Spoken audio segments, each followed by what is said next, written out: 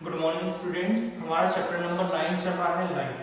अभी तक हम हमारे चैप्टर में लॉज ऑफ रिफ्लेक्शन स्टडी कर चुके हैं। इसके अलावा हमने लास्ट क्लास में देखा था कि द ह्यूमन आई किन किन चीजों से मिलकर बना है और किस तरीके से ये हमें हेल्प करता है कि हम किसी ऑब्जेक्ट को देख पाए और उसका इमेज बना पाए। फिर हमने देखा है ऑप्टिकल नर्व की हेल्प से जो आईज पर इमेज बनता है वो इलेक्ट्रिक इंपल्स में कन्वर्ट होकर हमारे ब्रेन तक पहुंचता है, जो हमें सिग्नल मिलते हैं कि हमारे सामने किस टाइप का ऑब्जेक्ट रखा हुआ है। अब जो हमारा इस चैप्टर में नेक्स्ट टॉपिक है वो है power of accommodation. Power of accommodation होगा क्या? हमारे लेंस का सेट होना। हम देखते हैं कि कुछ ऑब्जेक्ट हमसे काफी दूर होते हैं और कुछ ऑब्जेक्ट काफी पास में होते हैं।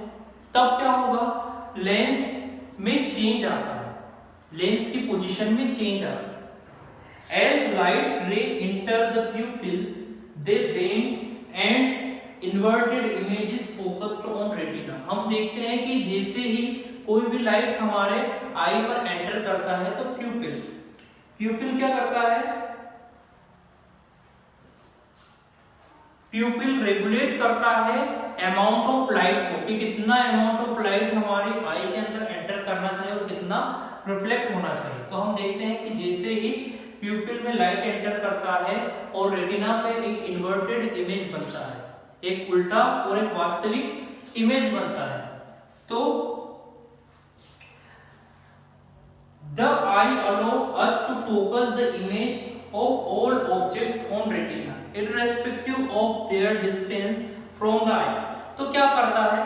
आई हमें हमारी आंखों की हेल्प से हमें जितने भी ऑब्जेक्ट हैं सारे ऑब्जेक्ट की इमेज दिखाई देती है, वो चाहे हमसे पास में रखी हो चाहे हमसे काफी दूर रखी हो।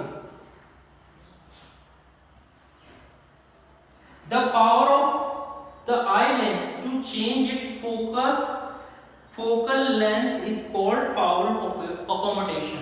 हम देखते हैं कि जब हमारी आई की फोकल लेंथ चेंज होती है हमारे आई लेंस की, तो यही क्या कहलाता है? Power of accommodation.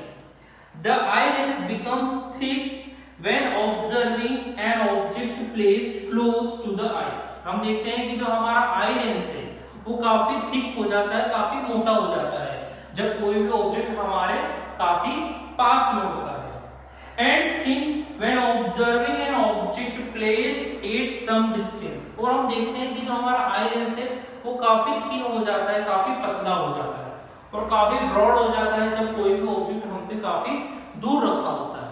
तो हम देखेंगे यदि हम दूर के प्लैनेट या स्टार्स को देख रहे हैं उस समय हमारा आई लेंस कैसा होगा? काफी थिन होगा, क्योंकि हम काफी दूर के ऑब्जेक्ट को देख रहे हैं और उसका हमारी आई इमेज बना रहे हैं। To focus its image of retina, a normal eye cannot clearly see the object placed at the distance of less than 25 centimetre. हमने देखा है कि ऐसा ऑब्जेक्ट जो हमारे आईज के 25 सेंटीमीटर नियर हो, काफी पास में, तो ऐसे ऑब्जेक्ट की इमेज हमारी आई पर नहीं बन पाएगी। Because at this distance the action of the ciliary muscles that help it to contract or relax fail। हम देखते हैं कि जब कोई भी ऑब्जेक्ट 25 सेंटीमीटर से काफी कम दूरी पर होता है तो हमारे आई के ऊपर आई के जो मसल्स है वो ना ही कांटेक्ट कर पाते हैं ना ही रिलीज कर पाते हैं, मींस दोनों एक्शन फेल हो गए। हमने देखा कि जब कोई ऑब्जेक्ट हमारी आई से काफी दूर है तो हमारी आई के लेंस थिन हो जाते हैं और कोई ऑब्जेक्ट पास में है तो हमारे आई के लेंस थिक हो जाते हैं। लेकिन यदि कोई भी ऑब्जेक्ट हमारे आई के 25 सेंटीमीटर से भी पास में है तो वहां पर हमारे आई के मसल्स ना ही रिलैक्स होंगे ना ही फ्लेक्स होंगे, दोनों कंडीशन यहां पर फेल हो जाएगी। And the object appears healthy, तो हमें ऑब्जेक्ट की इमेज काफी अच्छी नहीं दिखाई देगी। To view distant objects such as the moon or star at night the eye lens becomes thin to increase its focal length। हम देखते हैं कि यदि हम नाइट में यदि हम मून को देखते हैं, स्टार को देखते हैं, तो उस समय हमारी आई का लेंस काफी थिन हो जाता है। थिन होने के कारण हमारे आई की फोकल लेंथ इंक्रीज होता है, जिसके कारण हम उन स्टार्स को या कहें मून को इजीली देख पाते हैं।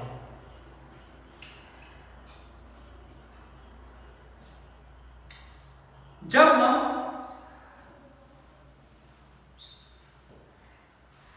हम पास के ऑब्जेक्ट को देखेंगे तब हमारी फोकल लेंथ काफी कम होती है, इसलिए उस समय जो हमारे आई लेंस है वो थिक हो जाते हैं।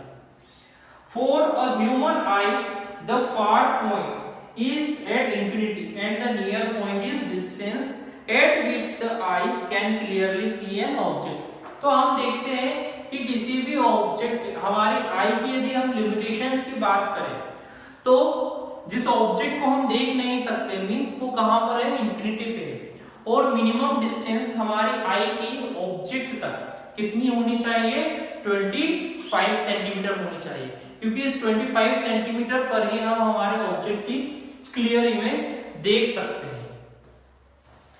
अब हमारे जो नेक्स्ट टॉपिक है वो है केयर ऑफ आईज, कि हम आंखों की देखभाल किस तरीके से करें। अभी हमने देखा कि जो ह्यूमन बॉडी का सबसे प्रीशियस पार्ट कहे या ऑर्गन कहे वो आई है। क्यों? क्योंकि आई की वजह से ही हम हमारी सारी एक्टिविटी इजीली कर पाते हैं, हम इस पूरी दुनिया को देख पाते हैं, इस कलरफुल वर्ल्ड को हम इजीली देख पाते हैं। किसकी हेल्प से? इन आईज की ही हेल्प से। तो इन आंखों के बिना या कहें इन आईज के बिना हमारी लाइफ कैसी है, सूनी है, या कहें हमारी लाइफ हम पॉसिबल मान ही नहीं सकते। तो इसलिए इन आई की केयर करना काफी जरूरी होती है। यदि हम थोड़ा भी आंखों की देखभाल में लापरवाही करते हैं तो ये हमारे लिए काफी डेंजरस होता है। क्यों? क्योंकि आंखें काफी प्रीशियस होती हैं, आंखें क्या है, बहुमूल्य है। इनकी हेल्प से ही हम हमारा पूरा लाइफ एक्सपेंड करते हैं, पूरा जीवन यापन हम किसकी हेल्प से कर पाते हैं, इन आईज की हेल्प से। अब इन आई को हम कैसे सुरक्षित रखें, क्लीन रखें, इनकी केयर के लिए कुछ पॉइंट है जो आपको हमेशा याद होने चाहिए। पहला है clean and wash the eyes with cold water at least twice और थ्राइस अ डे। हमें हमारी आंखों को क्लीन करने के लिए ठंडे पानी से दिन में 2 से 3 बार इन्हें अच्छे से धोना चाहिए। सेकेंड है अवॉइड रीडिंग और स्टडी इन डिम लाइट और वेरी ब्राइट लाइट और इन अ मूविंग व्हीकल। आप कभी भी स्टडी करें तो हमेशा एक ऐसी लाइट में करें जो हमारी आंखों के लिए काफी अच्छी हो। हम ऐसी लाइट में स्टडी ना करें जो डिम लाइट हो, काफी धीमी रोशनी हो, क्योंकि हमारी आई पर उसका बहुत ही एडवर्स इफेक्ट होता है। इस कारण जब भी आप स्टडी करें तो एक प्रॉपर लाइट होनी चाहिए। जब भी आप मूव कर रहे हो किसी व्हीकल पे तो वहां पर हमें स्टडी को अवॉइड करना चाहिए। अवॉइड यूजिंग कोट्स, क्लोथ और pointed object to clean the eyes. कभी भी आप जब अपनी आई को क्लीन करें, कुछ पार्टिकल्स यदि गिर जाते हैं आप क्लीन करें तो कभी भी कोर्स क्लोथ या कहें मोटे कपड़े या पॉइंट वाली चीजों से आंखों की सफाई ना करें, क्योंकि ये इंजीरियस होता है हमारी आंखों के लिए। Avoid working for a long hour in front of the monitor screen of a computer or watching television for a long period of time. आप देखें कि सॉफ्टवेयर इंडस्ट्री में यदि कोई पर्सन सॉफ्टवेयर बनाता है तो उसे कंप्यूटर स्क्रीन पर लगातार वर्क करना होता है। या हम देखेंगे आज जो हमारी स्टडी है टोटली बेस्ड हो गई है कंप्यूटर एजुकेशन पर, तो कंप्यूटर पे बहुत देर वर्क करना पड़ता है। या कहें हम जो स्मॉल चिल्ड्रन से काफी ज्यादा गेम खेलते हैं, किस पर खेलते हैं, कंप्यूटर स्क्रीन पर। या कहें कि बहुत सारा टाइम हम एक्सपेंड करते हैं टेलीविजन को देखने के कारण, तो ये काफी हार्मफुल है हमारी आईज के लिए। तो हमें देखना है यदि कोई व्यक्ति वर्क कर रहा है कंप्यूटर पे तो एटलीस्ट हाफ आवर में 2 to 3 मिनट्स हमारी आंखों को रिलैक्स करना चाहिए। हम उस स्क्रीन से प्रॉपर डिस्टेंस पर हो और हम बीच बीच में शॉर्ट गैप लेते रहे, या हम थोड़ा समय हटे उस कंप्यूटर स्क्रीन से और हमारी आंखों को रिलैक्स होने दें। In case of dust particle entering the eye, avoid rubbing the eyes. The tear will remove the particles on their own.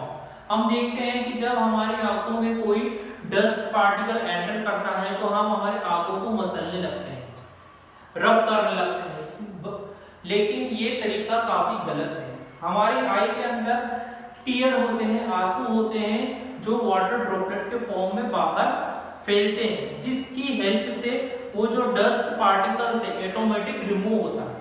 इसलिए कभी भी हमें हमारी आंखों को मसलना नहीं चाहिए, रब नहीं करना चाहिए। या तो हम कोल्ड वाटर की हेल्प ले सकते हैं, कोल्ड वाटर की हेल्प से भी हम हमारी आईज को क्लीन रख सकते हैं। नेक्स्ट क्लास में हम देखेंगे ब्रेल सिस्टम। यदि ऐसा पर्सन जिसके पास आंखें ही नहीं है, पैदाइशी उसमें अंधत्व है, ब्लाइंडनेस है, तो उनकी एजुकेशन कैसे होती है? तो वो होती है ब्रेल सिस्टम की हेल्प से, जिसे हम नेक्स्ट क्लास में डील करेंगे।